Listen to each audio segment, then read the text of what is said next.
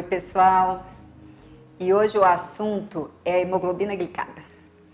Vocês já me ouviram falar várias vezes em diversos vídeos sobre o controle do diabetes com a hemoglobina glicada, que é o exame de escolha para evidenciar se o seu diabetes está ou não controlado. Então vamos falar um pouquinho sobre ela. Então a hemoglobina glicada é um exame coletado no sangue e não precisa de jejum. Ele, para um diabetes bem controlado, segundo a Sociedade de Diabetes Brasileira, um bom controle é menor do que 7 para a maioria da faixa etária. A hemoglobina glicada, ela é um exame que ela afere, ela retrata a média glicêmica dos últimos 3 meses. Existe uma influência maior dos últimos 15 dias, mas ela me dá uma ideia de como que a sua glicemia ou açúcar no sangue variou nesses últimos 3 meses. Então, aquele paciente que faz a dieta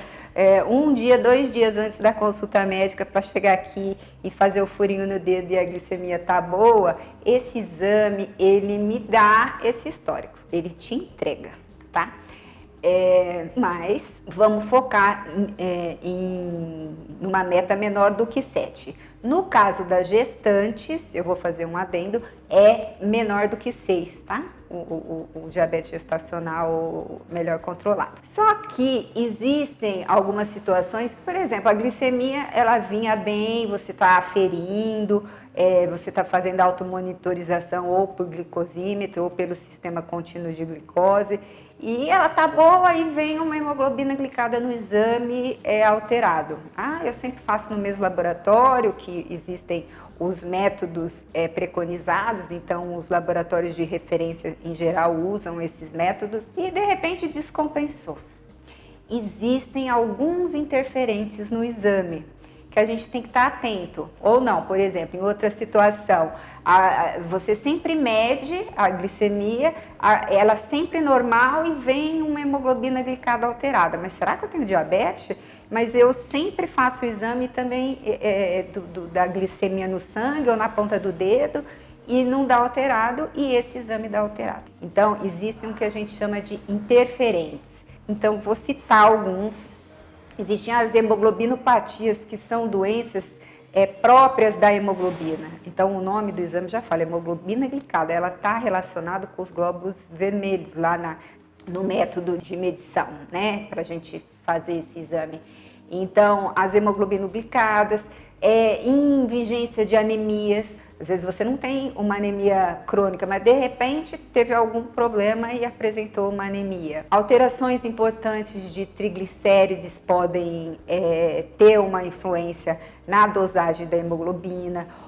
Alguns medicamentos, como os barbitúricos ou os salicilatos, que é o comum AS, ou vitaminas, né? Existe uma moda aí de tomar vitamina. Por exemplo, a vitamina C em quantidades altas, ela pode ter influência na hemoglobina glicada. Então, esses são alguns interferentes que a gente tem que avaliar como um todo. Fora o que pode interferir no exame, existem algumas limitações. Entre elas, a avaliação do que a gente chama de variabilidade glicêmica. O que quer dizer isso?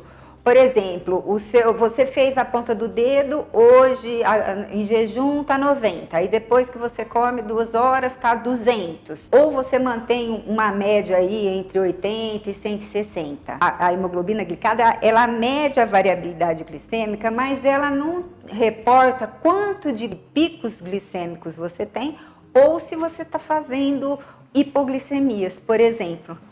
Isso é uma limitação do exame em que a automonitorização ela pode ajudar ao seu médico controlar melhor a sua glicose. No sistema contínuo de monitorização de glicemia, que são os sensores, eles usam um indicador de controle de glicose, em que essa variabilidade ela é estimada. Não é a hemoglobina glicada, mas ele estima o quanto está variando. Hoje é sabido que quanto menor esses picos e vales da glicemia, melhora o seu controle.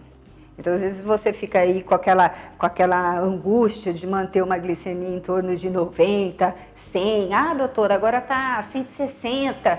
E, na verdade, o quanto menos variar no intervalo menor, às vezes é mais produtivo para o seu controle. Mas quem vai saber disso é o seu médico junto com você. Se você tiver alguma dúvida, me pergunta a respeito.